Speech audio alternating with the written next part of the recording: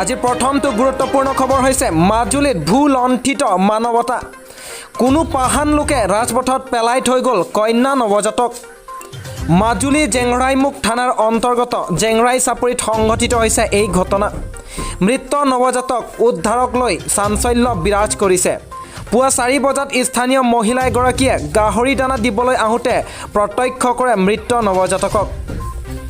প্ৰথম অৱস্থাত ভয় খাইছিল যদিও মহিলাগৰাকীয়ে স্বামীক খবৰ দিয়ে আৰু ইয়াৰ পাছতে গাঁওখনৰ প্ৰায় 40 জনৰো অধিক লোক গোট খায়।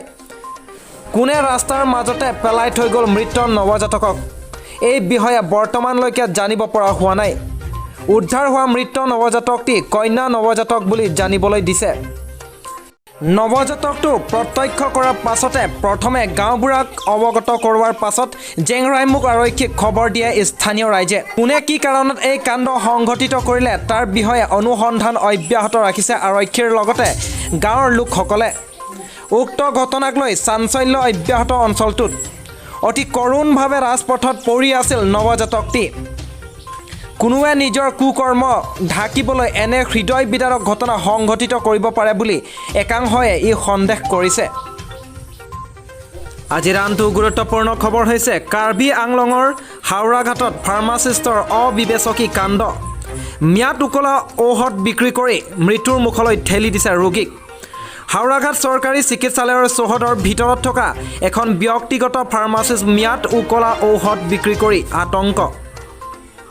নৱজ্যোতি কোঁৱৰ নামৰ ব্যক্তিজনৰ মালিকাধীন ৰুক্মিণী মেডিকেল হল নামৰ এইখন ফাৰ্মাচিছে বিক্ৰী কৰা হৈছে এই ম্যাদ উকলা ঔষধ। হাওৰাঘাট অঞ্চলৰ 2 নং কালাই গাঁৱৰ এজন যুৱকক দিয়া হৈছিল এই ম্যাদ উকলা ঔষধ। জানিব পৰা মতে খগেন বসুমতাৰী নামৰ যুৱকজনক বিক্ৰী কৰিছিল এই ঔষধ। ম্যাদ উকলা ঔষধ সেৱন কৰি এক শাৰীৰিক অসুস্থতাত ভুগিছে এই ৰোগীজনে। মানুহৰ জীৱনক লৈ হেতালি খেলা এই সকলো ভুৱা ফাৰ্মাচিষ্টক কোনে নাকি লগাব, এয়া ডাঙৰ প্ৰশ্ন। এতিয়া প্ৰশ্ন উত্থাপন হৈছে যে কিদৰে চৰকাৰী চিকিৎসালয়ৰ প্ৰাংগণত এখন ব্যক্তিগত ঔষধালয় স্থাপন কৰা হৈছে। এই বিষয়ত হাওৰাঘাট আঞ্চলিক ছাত্ৰ সন্থাৰ সাধাৰণ সম্পাদক সুভাষ বৰাই প্ৰতিক্ৰিয়া জনাইছে। বৰ্তমান ভুক্তভোগী ৰোগীজনক হাওৰাঘাটৰ পৰা নগাঁৱলৈ উন্নত চিকিৎসাৰ বাবে লৈ যোৱা বুলি জানিব পৰা গৈছে।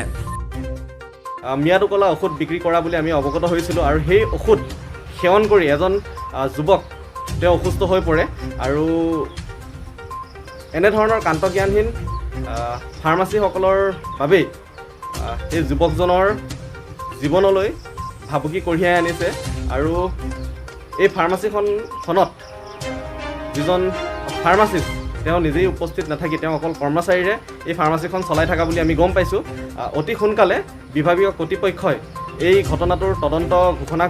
কাৰ্বি আংলঙৰ পৰা চাৰপাংৰি ইংটি ৰিপৰ্ট, বিশ্বনাথ কাৰ্বি লাইভ।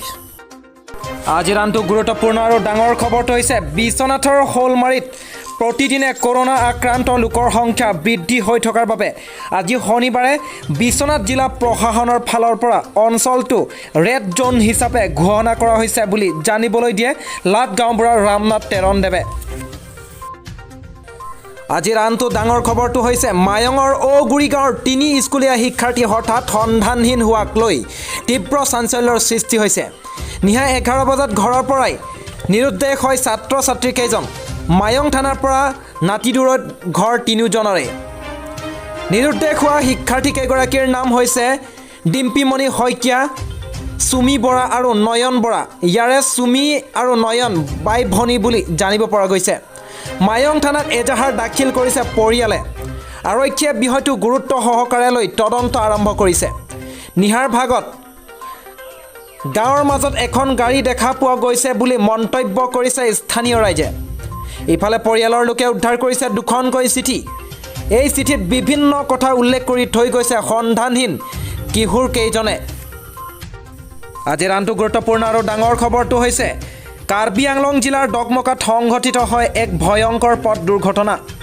থিতাতে নিহত হয় এজন লোক।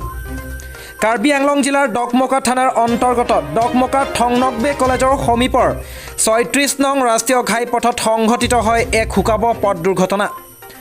মাৰুতি কাৰ আৰু বাইকৰ মাজত হোৱা সংঘৰ্ষত এজন নিহত। নিহত ব্যক্তিজনৰ নাম মদন সিং ৰংফাৰ বুলি জানিব পৰা গৈছে। মদন সিং ৰংফাৰৰ বাসগৃহ ডগমকাৰ লুনচে টিমুং গাঁৱত।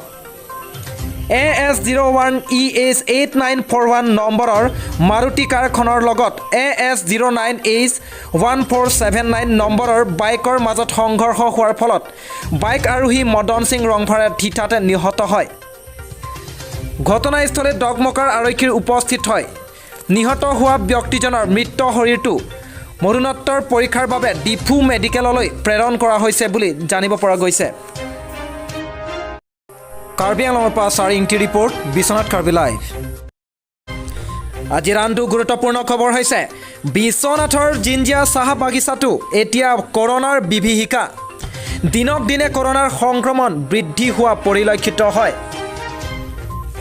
আজি শনিবাৰে বিশ্বনাথৰ জিঞ্জিয়া চাহ বাগিচা নীলবাৰী লাইনৰ নিবাসী শ্যাম কৰ্মকাৰ বয়স 45 বছৰৰ ব্যক্তিজন কৰোনা আক্ৰান্ত হৈ মৃত্যুবৰণ কৰে। আৰু এই খবৰটো জানিবলৈ দিয়ে লাট গাঁওবুঢ়া ৰামনাথ তেৰণ দেৱে।